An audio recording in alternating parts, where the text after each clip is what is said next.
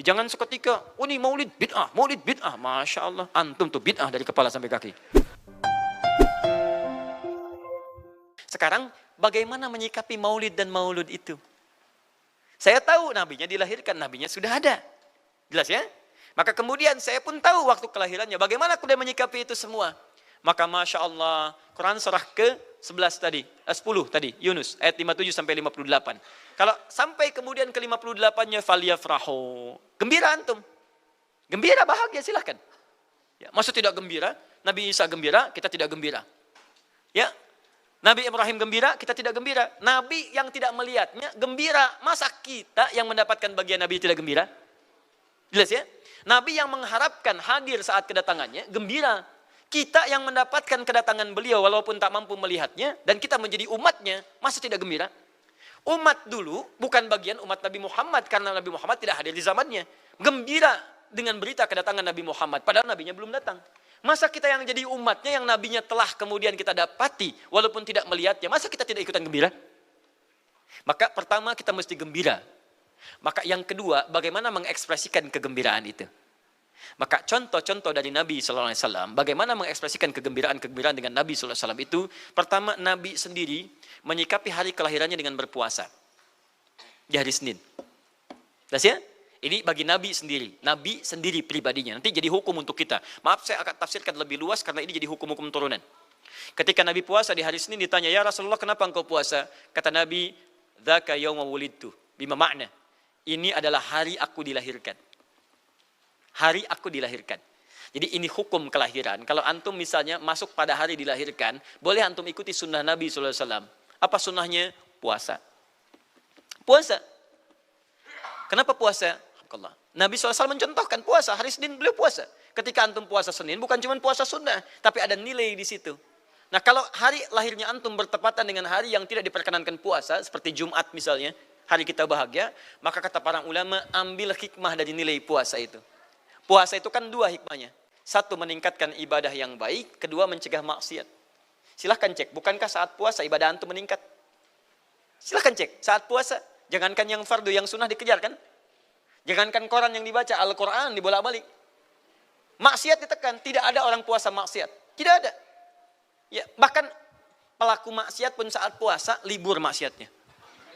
Minimal takut batal puasanya. Jangankan maksiat, maaf, mencela orang pun dia tahan. Berdusta dia tahan. Jam 5 bu, tinggal 1 jam mau buka. Dicela orang habis-habisan. Oh, nggak balas dia.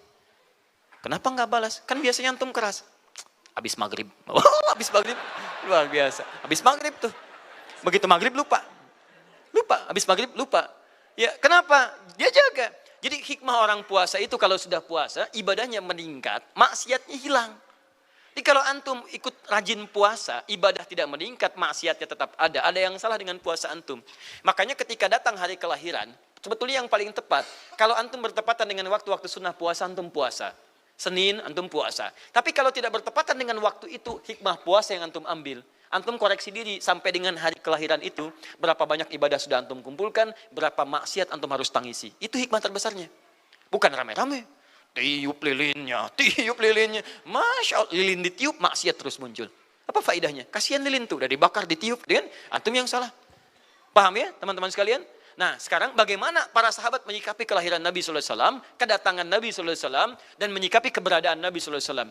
Bukan cuma lahirnya, tapi setiap kedatangannya. Nabi datang dari Madinah, dari Mekah ke Madinah disambut oleh para sahabat yang ada di sana. Nabi datang dengan perang Tabuk, dari perang Tabuk disambut oleh para sahabat di sana. Tala al-badru alaina min thaniyatil wada'i, wajaba syukru alaina mada'alillahi da'i. Masya Allah, disambut dengan madid. Bukti kesenangan mereka kepada Nabi SAW. Ada yang memuji Nabi SAW seperti Hasan bin Thabit, buat puisi-puisi memuji Nabi. Seperti Zuhair bin Abi Salma, tadinya musuh Nabi, begitu masuk Islam memuji Nabi SAW. Ada yang lagi kemudian menghormati Nabi dengan kedatangannya, dengan mengikuti Nabi kemanapun. Nabi mencontohkan, amalkan. Nabi mengajarkan, ikuti. Masya Allah. Begitu Nabi meninggal, diabadikanlah kemudian nilai-nilai penghormatan itu. Ada yang menulis sejarah tentang Nabi. Ada yang menulis pujian kepada Nabi dalam bentuk sholawat. Ada yang menulis tentang amalan-amalan Nabi. Ada yang menulis tentang pengajaran-pengajaran Nabi. Dikumpulkan dan sampailah itu kemudian kepada kita semuanya. Dan itulah cara terbaik menyikapi tentang maulud dan maulid. Apa cara terbaiknya? Keluarkan ayat-ayat Qur'annya. 1. Quran surah ke-33 ayat 21-nya. Laqad kana lakum fi Rasulillahi uswatun hasanah. Sungguh ada pada diri Nabi sallallahu alaihi wasallam suri teladan terbaik untuk kita. Maka jika antum misalnya hadir momentum kelahiran Nabi sallallahu alaihi wasallam, maaf, biasanya kalau ada momentum-momentum tertentu orang bersemangat untuk mengingatnya. Silahkan cek. Hari pahlawan, ingat para pahlawan. Hari pahlawan berakhir, tidak ingat lagi. Hari kemerdekaan, ingat sampai pinang dipanjat-panjat. Begitu dipanjat, kenapa panjat pinang? Masya Allah, menghormati pahlawan. Hari pahlawan sampai naik panjat pinang. Luar biasa. Ada yang tarik tambang, ya, menghadirkan energi para pahlawan. Antum bisa bayangkan, momentumnya ada. Begitu hilang itu semua, tiba-tiba hilang lagi kemudian ingatan kita. Artinya, selalu ada momentum untuk mengajak kita mengingat sesuatu. Begitu Ramadan, ingat lagi amalan. Hilang Ramadan, hilang lagi kemudian amalan. Nah, jadi apa yang terbaik dihadirkan? Ketika ada momentum itu, maka para ulama kemudian mencoba untuk menampilkan nilai-nilai tadi untuk mengembalikan kita pada tuntunan Nabi sallallahu alaihi wasallam. Maka ditulislah kemudian sirah-sirah Nabi, disampaikan untuk mengenalkan Nabi Muhammad sallallahu alaihi wasallam. Mumpung mereka ingat, disampaikanlah pengajaran-pengajaran tentang Nabi. Disampaikan ada pujian-pujian salawat kepada Nabi. Kalau yang dimaksudkan tentang nilai-nilai ini, maka dari dulu sudah ada. Sudah ada. Dan yang sudah ada ini tidak dibatasi dengan waktu. Bukan muncul Rabiul Awal saja. Rabiul Awal ke Safar, datang lagi itu. Safar sebelumnya Safar, Rabiul Awal, kemudian ke Rabiul Akhir, muncul itu. Ke Jumada, muncul itu. Jadi maulid itu tidak dibatasi dengan waktu. Setiap waktu itu maulid. Maulud tidak dibatasi dengan waktu. Setiap waktu itu maulud. Tapi kalau ada momentum bersamaan dengan waktu kelahirannya, kemudian kita hidupkan untuk mengenal kepada Nabi, dalam bentuk yang tadi disunahkan dalam Al-Quran dan Sunnah, itu tidak ada masalah. Yang ada masalah itu adalah ketika menghadirkan hal-hal yang bertentangan dengan Al-Quran dan Sunnah Nabi Sallallahu Alaihi Wasallam. Misal, maaf, dulu orang sudah terbiasa mengkaji tentang Nabi, menyampaikan risalah Nabi. Kemudian diisi misalnya, maaf, dengan hal-hal yang bertentangan dengan keadaan-keadaan Nabi. Misal, saya ingin mengajarkan tentang Nabi, tapi ketika mengajarkan tiba-tiba mengatakan pada saat ini Nabi pun datang bergabung bersama kita. Itu yang tidak kita sepakati. Jelas ya? Misal yang kedua, antum nih, mohon maaf, kerja di instansi, bertepatan dengan Maulid Nabi, kita adakan peringatan. Padahal antum cuma ingin mengeluarkan anggaran saja dari situ. Itu bid'ah. Bid'ah. Mengeluarkan anggaran, sekedar hanya ingin dapat anggaran untuk dalam momentum Maulid Nabi, itu yang bid'ah. Maulid bukan makan-makan. Jadi kalau antum mengadakan Maulid Nabi hanya sekedar untuk makan-makan, itu yang bid'ah. Tapi kalau antum ingin belajar menghadirkan momentum itu untuk mengisi ta'lim, sama aja dengan ta'lim kita sekarang. Apakah ada hadis Nabi mengatakan ta'lim khusus di hari Ahad jam 8 pagi sampai jam 10? Tidak ada. Jadi ta'lim kita bid'ah ini. Jadi kalau antum pahami setiap yang tidak ada contohnya itu bid'ah, Masya Allah, maka akan ada banyak bid'ah dalam kehidupan. Mushaf itu bid'ah, karena nggak ada contohnya zaman Nabi SAW. Antum dari ujung kepala sampai ujung kaki itu bid'ah, karena antum tidak ada di zaman Nabi SAW.